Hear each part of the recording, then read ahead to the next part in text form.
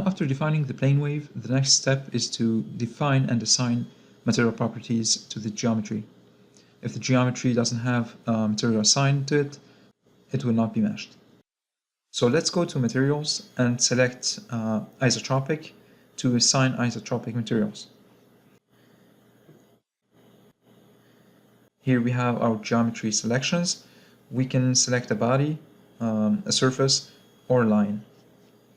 Here in the properties panel, we have the general material properties, and to assign a material, click here, select local tab, and click new.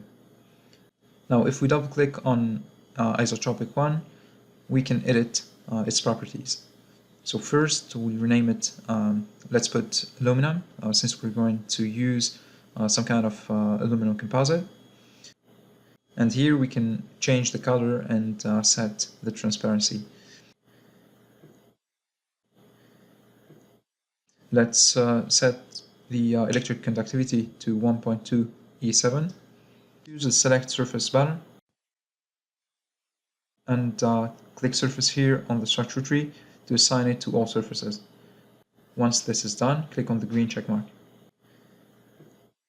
Now in the structure tree we have our material. Under definitions, materials. By clicking on the eye here, we can show or hide our material. If we want to edit the material properties, we can right click here and select edit. And as before, once it's done, click on the green check mark here. And this completes assigning material properties.